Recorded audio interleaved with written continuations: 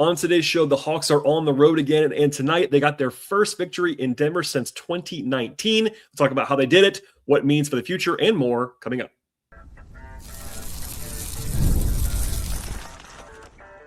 You are Locked On Hawks, your daily Atlanta Hawks podcast. Part of the Locked On Podcast Network. Your team every day. Hello, friends. Welcome to episode 2141 of the Locked On Hawks podcast, part of the Locked On Podcast Network, now the #1 sports podcast network. I'm your host, Brad Rowland, coming to you deep into the night here on a Friday evening into Saturday, and a focus on the West Coast trip for the Atlanta Hawks. But first, today's podcast, what's by the folks at FanDuel Sportsbook. And before tip-off, check out the FanDuel app and see what's dropping during NBA Happy Hour every Friday from 6 o'clock to 7:30 p.m. Eastern Time. And today, we'll be diving into what became a nice win for the Hawks, 110-87 on the road in Denver. The Hawks' first win in Denver since 2019. Now, I understand they play there once a year, so it's not that long, but it's a challenge to win in Denver, no matter what circumstances there are. In fact, the last time the Hawks won in Denver, Jabari Parker and Damian Jones started the game for the Hawks in that spot. Paul Millsap, old friend, was on the Nuggets at that point in time, and Atlanta's backup point guard that night was Tyrone Wallace. So a lot has changed in the last 6.5 years as the Hawks won there last. But this is one where it was kind of an interesting game, kind of an ugly game at times. I got to be honest with you about that. And both teams were very shorthanded in this one. In fact, the Hawks were the healthier team, despite making a trade, having the new guys not arrived yet, all of that. The Hawks still had the better roster in this spot. Unfortunately, no Zachary Richiche with left knee inflammation, and no Porzingis in this one with left Achilles tendonitis. So the Hawks were down to 9 guys available in this game. By the way, on Friday morning, the Trae Young trade was finalized, just as reported. Trae for McCollum and Kispert. By the way, people were asking about this. No expansion talk that at least got serious that I heard about. People were speculating about that. I understand why. It took a little while for the Hawks to be actually announcing the trade, but nothing really shocking there. Just kind of, ho-hum, and more on the fallout of that probably next week. But the Hawks did not have McCollum and Kispert just yet. Those guys flew to Atlanta first from Washington, so that's why they were not available for this game. Perhaps they could be available as soon as Sunday in San Francisco against the Warriors, and we'll see about that one at this point in time. But on the other side, this is key context. The Nuggets did not have all of their best guys. Nikola Jokic, the best player in the NBA, in my opinion, did not play in this game. Jamal Murray was a late scratch for Denver in this game. Cam Johnson was out, et cetera, et cetera. So with all that said, the Hawks were down 2 key pieces plus the incoming guys from the trade, and they were still in good shape because this is crazy. The Hawks were favored in this game, according to our friends at FanDuel Sportsbook, on the road in Denver, and that was the right decision because by roster, the Hawks were still in much better shape, and they played well most of the way. So they led the game, I would say, the majority of the night for sure, had a pretty hideous third quarter, and then went into the fourth quarter actually trailing, which did not feel necessarily indicative of how the game was going, but they were not like in a comfortable spot going into the fourth quarter. And then they basically just lit the Nuggets up in the fourth quarter to make it look like a cruise control win. And this is kind of a late game. There was the big college football game tonight, so I'm sure not everybody was dialed in the entire way. If you just see the box score, you might say, oh, the Hawks won this game comfortably. And they did by the end, but it was a close game early fourth quarter. And they were, again, losing going into the fourth quarter. With that said, I got to begin with the defense in this spot. It was pretty outstanding. I think early in the game, it was a little bit shakier, but they definitely clamped down and ended up with a season-best 87 points allowed in this one. I do like to use defensive efficiency because it's a better indicator of actually how effective you are defensively, because pace in the modern NBA, it matters. If you adjust for this one being a very slow-paced game, and it was, the Hawks only had 94 possessions in this game. But if you adjust for that, the Hawks had a defensive rating of about 92, which is like one of their best of the season. And just they were very, very good defensively. And yes, I have to give you the context and the caveat that the Nuggets were missing their sun, moon, and stars basically on offense. That does matter in kind of evaluating the defense for the Hawks in this game. But Atlanta did a very good job just cutting off the water and not allowing a ton of easy stuff to the Nuggets and forcing them to actually take some tough shots and, crucially, creating havoc. So the Nuggets had 19 turnovers in this game. The Hawks had 14 steals, which is a massive amount of steals in a game. And here's a key stat for you on the Hawks front for the big picture. Atlanta is now 15-6 this season when they force at least 16 turnovers. That is a skeleton key for the Hawks having success. Now, obviously, they don't always win, but they are a very, very, very good team when they force turnovers. They do rely on it pretty heavily. That's not always the best thing on defense, but when they actually get them, that juices the offense and also gets stops, all that stuff. So it's not a foolproof plan. You can't snap your fingers and get that many steals and that many turnovers. But when the Hawks are able to actually create havoc, they get more stops and generally they win, which is a pretty good indicator. Neither team, by the way, did anything on the glass at all in this game, which the Hawks honestly will probably take because they're a bad rebounding team and the Nuggets aren't usually, but without Jokic, they are definitely worse there. And in the end, Denver did not shoot the ball particularly well. In the first half, they kind of were shooting pretty well. And the second half, they fell off completely. Only had 30 points in the paint in the entire game. That's a kudos to the Hawks for cutting off the water there. And crucially, they got back on defense for a lot of this game. That was helped, I will say, as we go to the offense, by the Hawks never turning the ball over in this game. Atlanta had 6 turnovers in 48 minutes. Again, a slow-paced game, but still a fantastic ball security night for Atlanta that ties the Hawks' fewest of the season.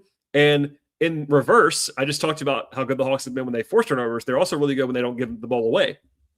And I understand that is obvious. You don't want to turn the ball over, but there are some areas that are more important than others for different team constructions. And the Hawks really, really fare well when they take care of the ball and force turnovers. So they're 9-4 this year when they have 13 giveaways or less. Today was 6, and that helped things quite a bit.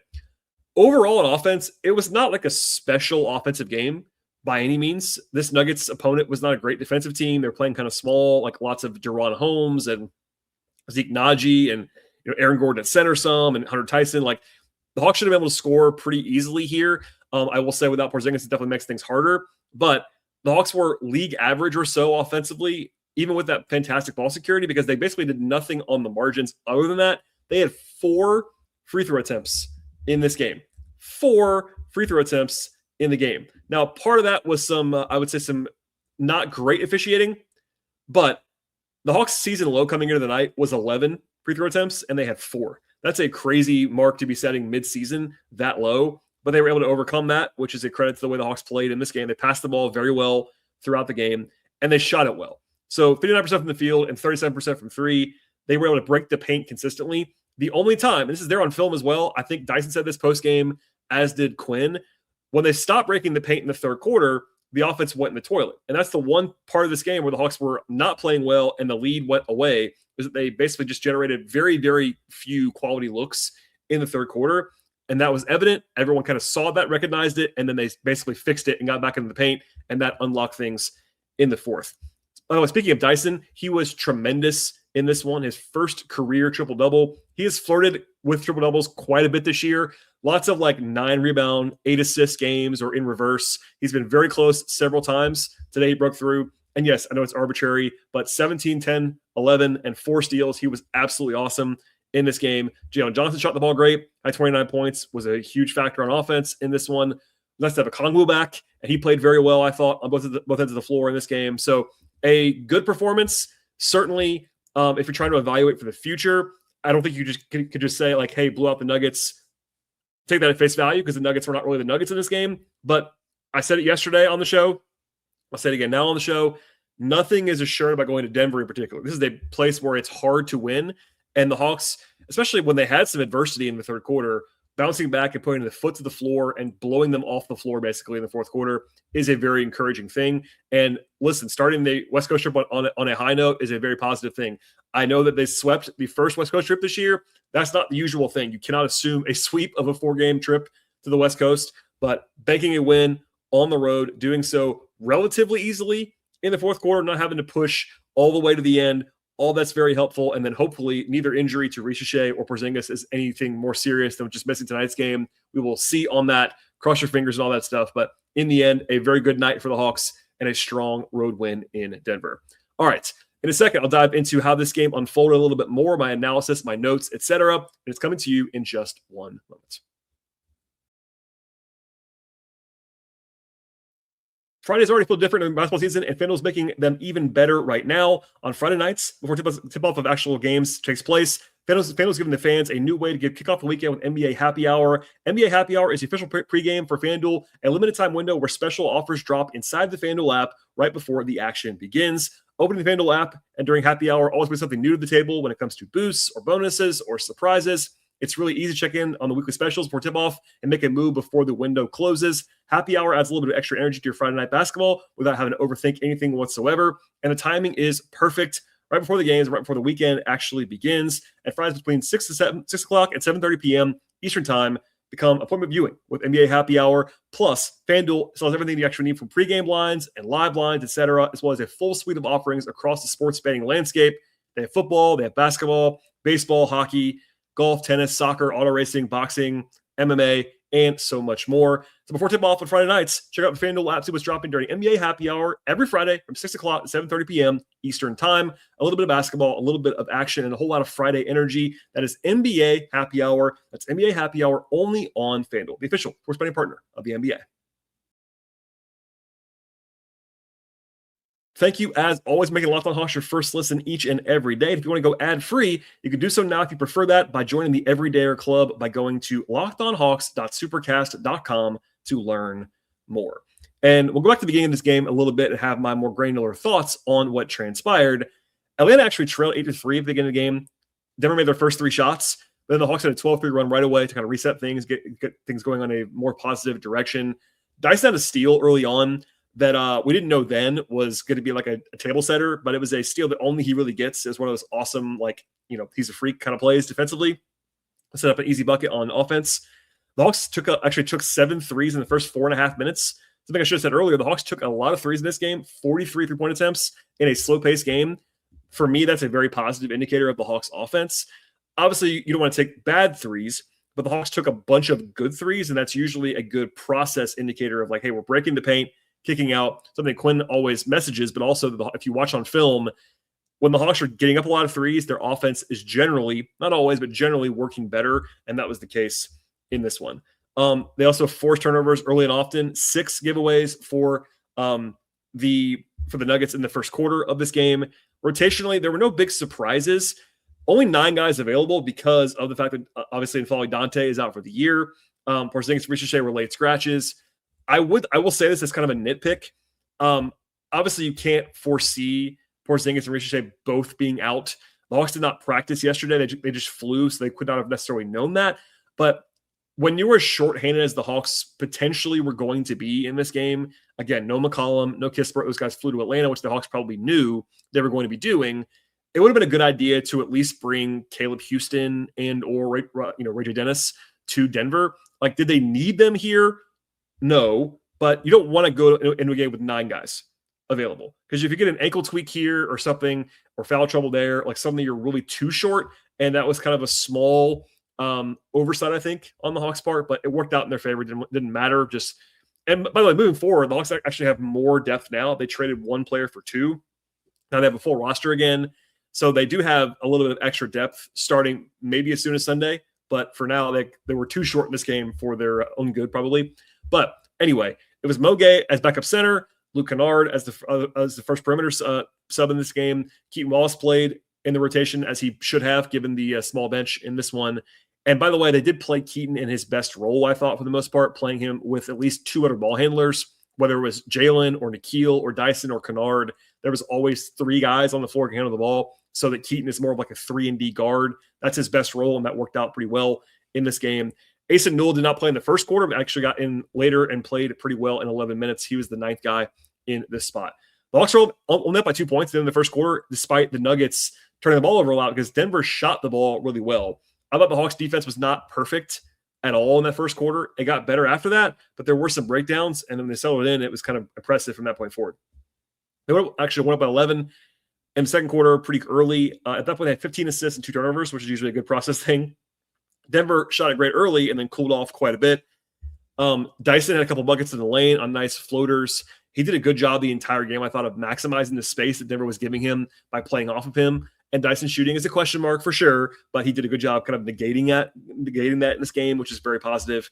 Jalen had back-to-back threes late in the first half to kind of put the Hawks up by 10 again, and they went up to halftime up by 8. The shooting did cool off for Atlanta, but they had 20 assists and 3 turnovers in the first half. That is obviously quite nice. Ironically, the Hawks were outshot in the first half pretty clearly, and they were up by 8 anyway because of the ball security. The Hawks had 11 steals in the first half. That tied the season high for any half this year. That cooled off a little bit, But it wasn't just Dyson. In fact, 7 of the 9 guys who play for the Hawks had at least 1 steal in this game. And I believe, 5 of them had multiple steals. So there was a lot of havoc creation going on for Atlanta. And then Dyson had a great first half, as did Jalen. So the third quarter was a total and utter slog. It has to be said. The first 4 minutes, I think it was 3-3. There were 6 total points scored. It was very ugly. The Hawks didn't score a point for 2.5 minutes. There was an awesome Nikhil finish early in the quarter. But other than that, it was pretty gross offensively. There was a fracas as well in the third. Dyson kind of stepped in after Aaron Gordon had a weird, like, full-on two-handed shove of Mo Gay in the middle of play, and Dyson did not like that at all. Kind of got into it with Gordon, and then Mo is not afraid to mix it up. He jumped back in to get into it a little bit. No, like, punches or anything like that. It was not that bad, but there were technical fouls on Gordon, Gay, and then also on Keaton Wallace, who I think the explanation was that he was not acting as a peacemaker in that setting. That was a bit of an odd one. No huge impact. Actually, they did allow a free throw because they had the extra technical foul on the Hawks, but that was a little bit just of a notable, high intensity moment in the third. But look, as good as the Hawks were for a lot of this game, the third quarter offense was pretty disastrous. They had 16 points on 32% shooting and 1 offensive rebound on 15 missed shots in the third quarter. And it was actually worse than that until Okongwu made a 3 literally at the buzzer. And it was a tough shot. They had 13 points before that in almost 12 full minutes. And the bench unit, when they brought in Wallace and Gay, just could not score at all. They scored 4 points in like 6.5 minutes before that 3 by Okongwu. And they lost the quarter by 9 points. They went in to the third quarter break into the fourth, losing this game. Now, to their credit, they bounced right back. So they had a 20-3 run to open the fourth quarter. Actually, it was a 23-3 run overall after the Okongwu 3 to go from down 4 to up 16. And that basically swung the game in their direction. Like, if you want to say what was the biggest moment of this game, it was that 4-minute stretch. Basically, the Hawks just dominated. Dyson 3-point play right away to begin the fourth quarter. Kennard hit a 3, Jalen hit a 3, and the ball was rolling from that point forward. That was that hilarious disparity because, again, the Hawks had just scored 13 points in literally 11:59 of the third quarter until the Okongwu jumper. And then, if you include that shot, they scored 23 points in 4.5 minutes. And that was the night and day, we'll say. Dyson had a triple-double with like 9 minutes to go in the game, which was fun. And the Nuggets just never made a run. Like, once that run happened, the game was functionally over. Denver scored 12 points in the entire fourth quarter, and 3 of them came on a 3 in the final 20 seconds when the game was like totally over. They shot 3 of 16 until that moment in the fourth quarter, and the Hawks just turned the water off. Like, it was weird. It looked like the Nuggets were the tired team, which is not what you would think in a game that had altitude in Denver in their home building, but they kind of ran out of the gas entirely, and the Hawks just did not. The Hawks played well in that fourth quarter and just blew them out. It was kind of impressive at that point in time. So I'll talk about the players in a second, but in general, the Hawks just swarmed in the second half. I believe if you do the math on it, Atlanta had like an 80 or so defensive rating after halftime, and part of that, again, is Denver's poor offensive play and like their talent level is not very high. But you can't fake that. Even if the other team is playing terribly, you still have to execute at the NBA level to have an 80 defensive rating or so in the second half. And the Hawks did that. And it was a credit to basically everyone. Ironically, the guy with the best plus minus this season who played for the Hawks tonight is Mo Gay. The Hawks have been winning most minutes all year long. He was the only one today that actually had a negative net rating, which is kind of funny because Okongwu was plus 32 in his 35 minutes in this one. All right. In a second, I'll dive into the player-by-player evaluations and a quick look ahead to what is to come later on this weekend. It's coming up in just one moment. This episode is sponsored by Betterhelp. As we roll into the new year, there's a lot of pressure to chase a new you. But sometimes it's not just about reinventing yourself, it's about feeling a little bit less weighed down. Therapy can help you understand what has been holding you back by giving you an outside perspective on your emotions, motivations, and relationships. And that's why Betterhelp can be such a helpful place to start. BetterHelp therapists are fully licensed in the United States, and they work under a strict code of conduct. They help match you with a licensed therapist based on your needs and preferences so that you're not doing all the legwork on your own. If the match is not right for you, you can switch to another therapist from their recommendations at any time. BetterHelp has served more than 5 million people with over 30,000 therapists, and live sessions average a 4.9 out of 5 rating across more than 1.7 million client reviews. BetterHelp makes it easy to get matched online with a qualified therapist. Sign up and get 10% off at betterhelp.com/lockedonnba. That's BetterHelp, betterhelp.com/lockedonnba. All right, we'll dive in now to how the player performances went in this game for Atlanta. Generally, as you might imagine, in a comfortable win, it was pretty positive. Hopefully, the Hawks will have Ricochet and Porzingis back as soon as Sunday, and might get a look. I would say might. I want to emphasize might get a look at McCollum and Kispert as soon as then as well. But 9 guys played in this game for the Hawks. The only one, as I alluded to earlier, that had a negative plus minus was Mo Gay. Mo had no points and 5 fouls in 19 minutes. I still thought Mo was good defensively. He had a big block shot, did his job on defense. Just offensively, it was a bit of a slog. He was on the floor. That stretch in the third quarter with Keaton and Mo together did not go well offensively. I would not be doing that very often if I was the Hawks. But usually they wouldn't have to do that without Ricochet and Porzingis was kind of forced on them to some degree in the spot. But I thought Mo was kind of the usual Mo, highs on defense, lows on offense, etc. Speaking of Keaton Wallace, 10 points in 17 minutes, 2 assists, 1 steal, no turnovers, +5. It was a good game for Keaton. He had a couple threes. The Hawks hit him a little bit more on offense, having him be more of an off-ball player. That was the right decision. And then he held up well defensively. This is kind of the best role he can be in. I think most of the time when the Hawks have guys available, he should not be playing. But on not like this, he can play for you and do his job. And that's exactly what happened in this game. Asen Newell, 11 minutes, 9 points, 4 rebounds, 3 fouls. He was on the floor for the big run in the fourth quarter, which definitely helped to boost his overall looks in this game, but was 3 of 3 on twos, 1 of 2 at the three-point line in this game. Good energy. Defensively, the usual kind of a couple mistakes, but certainly played with a lot of juice, which the Hawks definitely needed at that point in time. Fresh legs on the road in altitude and all that stuff. Did his job in a nice way off the bench. And then Luke Kennard is still playing really well. Like, he did not get to double digits in this game after he had in the previous 4 or 5 games in a row, but 8 points on 6 shots, 4 assists, 2 steals. He's been defending much better recently. He was plus 18. This is the look they were hoping to get, honestly, back in July when they signed him. So more of that. I did float this both yesterday with Tyler Jones and also on the show on Wednesday post-trade. But I do wonder how the minutes are going to shake out between Kispert, Kennard, Krejci, and even Ricochet. Like, there are not that many minutes available for those guys. So we'll see what happens on that. But right now, Kennard is playing better than Krejci, and has been for about 2 weeks. So we'll see how that goes in the near future. To the starter, speaking of Krejci, kind of a nightmare game for Veit on offense. He was 0 of 8 from the floor and 0 of 7 from 3. It's kind of crazy. The rest of the team was, if you take Veit away, shot like 50% from 3 almost. And it was just a weird game for him. I will say, to Veit's defense, he actually competed well defensively, like played hard, had 2 blocks, had 2 steals, like was mixing it up and at least, trying to negate some of the offensive shortcomings. But it is hard. Like, he is reliant at this point on making shots, and he didn't in this game. He probably played a little bit too much, to be honest with you. But, everybody has a game like this. He was not going to probably shoot 45% from 3 the whole season. But in the future, if they had Ricochet and Veit played this much, I would have been frustrated. It was fine the way it was, but he had a night to forget. He was probably the only guy who had a pretty rough game for the Hawks. Okongwu was really good in this one, coming off of the illness in which that bothered him in Toronto, and that he actually missed the game on Wednesday. 15 points, 5 rebounds, 5 assists, 2 steals, and a block for Onyeka in 35 minutes. He was a game at best, plus 32, played very well, had his legs, was the best center on the floor. Obviously, that's a low bar against this Nuggets team, but he played very well in this game. Nice to have him back from the from the illness.